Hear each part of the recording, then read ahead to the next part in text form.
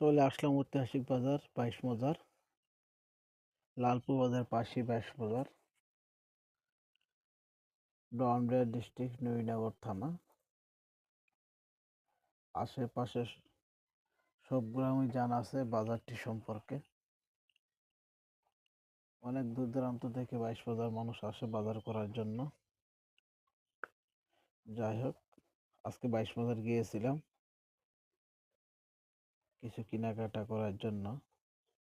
এখন কোরবানি ঈদের বাজার। এ বাজার কবুতর থেকে ধরে হাঁস মুরগি এবং মাছ ধরার জাল, কৃষিকাজে ব্যবহৃত অনেক জিনিসই পাওয়া যায় এবং কোনো জিনিস নিয়ে বাজারে নাই। দেখেন কোরবানির পশু, মাশাআল্লাহ অনেক উঠেছে, বেচা কেনা হয়েছে। অনেক সময় কাটাইলাম এই গরুর বাজারে। গরু মহিষ থেকে ধরে ছাগল সব ধরনের পশু উঠেছে। অনেক ক্রেতার আগমন দেখলাম। তবে আজকের দিনে অনেক রোদের তাপমাত্রা ছিল, যা বলার মতো নেই। কয়েকবারই ঠান্ডা পানি খেতে হয়েছে। বাজারে একটা জিনিস দেখে আমার ভালো লাগলো। যাই হোক, এত বড় একটা বাজার কতটা সুশৃঙ্খল ভাবে ভালোই উপভোগ করলাম। বাজার পরিচালনা হলো। বাইরে থাকাকালীন এ বাজারে বেশি একটা যাওয়া আসা হয় না, তাই আজকে আমি নিজে একাই গিয়েছিলাম বাজারটি দেখার জন্য।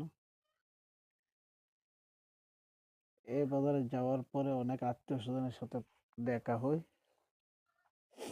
কারণ আশেপাশে এলাকা এটা সবচেয়ে বড় বাজার ব্রাহ্মণবাড়িয়ার মধ্যে।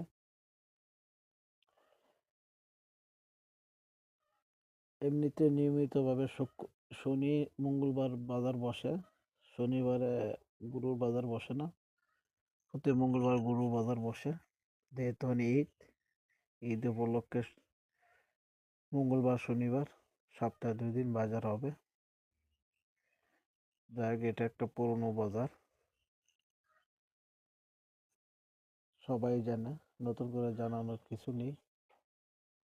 সবজি থেকে ধরে সব ধরনের বাজার আছে, তাই ঘুরে ঘুরে দেখলাম। আজকের ভিডিওটা লং হবে, আশা করি আপনারা ভিডিওটা উপভোগ করবেন।